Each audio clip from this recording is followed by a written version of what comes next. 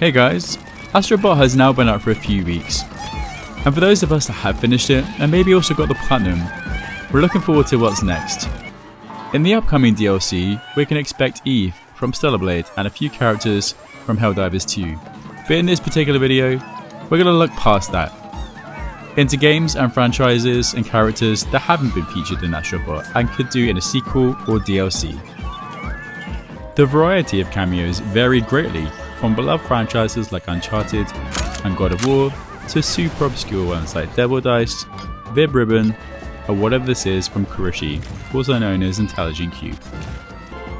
In an article shared by BGC, there was concept art shown by Team Asobi with 3 characters that clearly didn't make the final cut.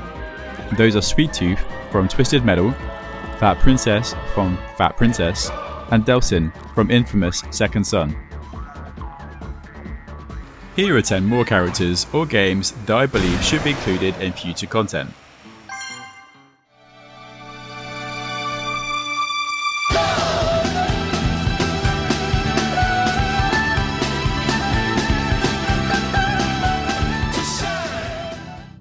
Soul Blade, also known as Soul Edge, was a game that I played a lot when growing up and was a staple multiplayer choice whenever I had friends over. I know Soul Calibur, as it's known now, isn't as popular as a series as it once was, but it is still a surprise it isn't included. And iconic characters like Siegfried, Mitsurugi and Taki are easy pickings. And I can see Taki fitting here in between the characters from Ghost of Tsushima, Nioh and Onimusha. And Soul Blade still has arguably one of the best fighting video game intros of all time.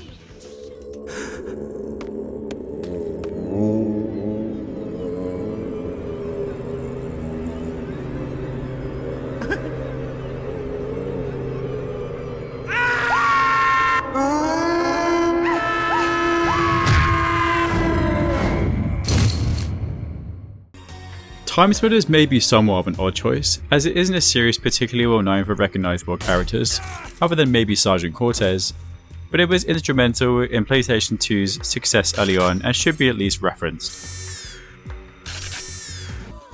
The Time Splitters trilogy was released for the first time on the PlayStation Store this August, with a patch for trophy support following a few weeks later, and next year will mark the 25th anniversary of the release of the first game.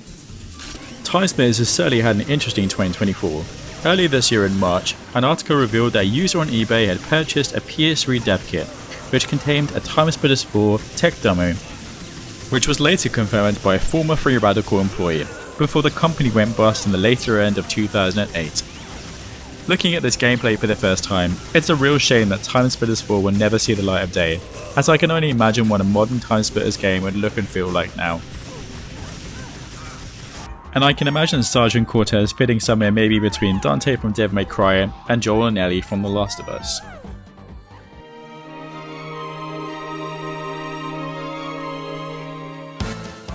Tombi, also known as Tomba, is another iconic but maybe overlooked PlayStation 1 series which was released around the same time as other platforming games like Crash Bandicoot and Klonoa in the late 90s platforming boom, and was also given a modern re-release, with Tomba 2 to follow next year, and I could see Tomba fitting perfectly next to Klonoa here in the Crush site.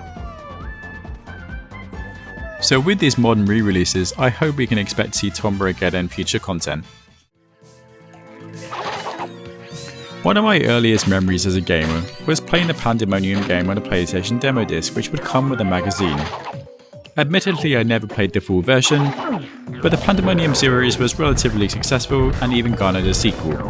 It hasn't been given the modern re-release treatment just yet, but hopefully we can expect to see Fergus the Joker and Nikki the Acrobat in future content too.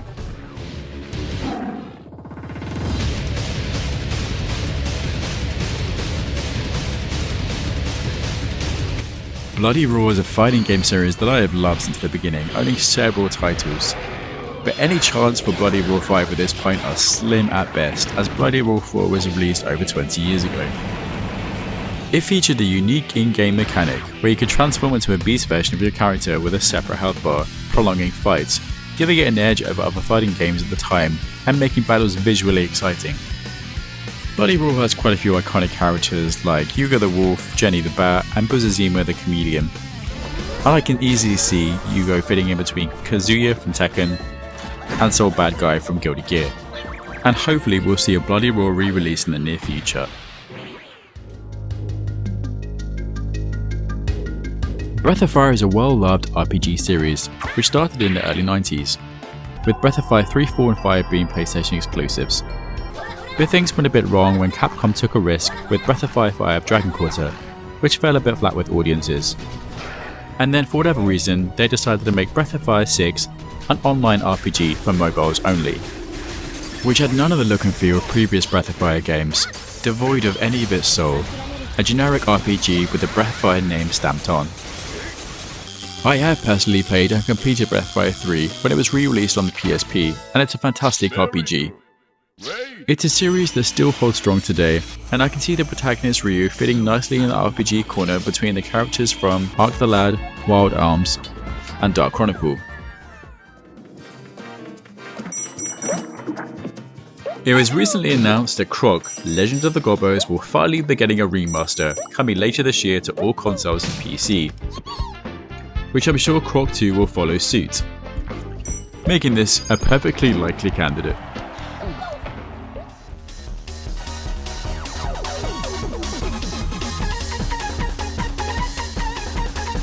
Gitaroo Man is a series that I have loved and owned both versions on PS2 and PSP, and it's a series that I would love to see incorporated into Astro Bot. It's a high energy, hyper Japanese music game which requires precise timing, with bizarre boss battles and a camp storyline to boot. I feel it deserves this title as one of PlayStation's greats alongside Parappa the Rapper.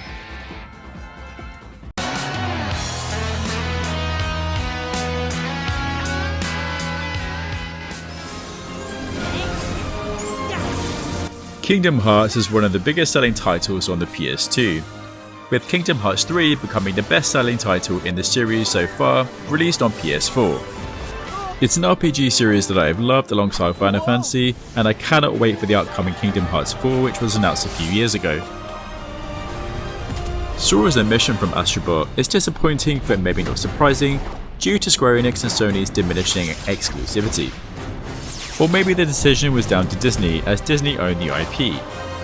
Either way, it would be great to see Sora and his trusty Keyblade make an appearance in future content.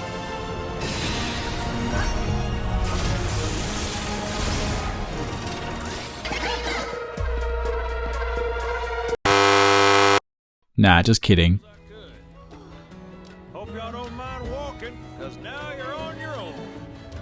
Final Fantasy not being included in Astro Bot is perhaps the biggest surprise alongside Spider-Man 2.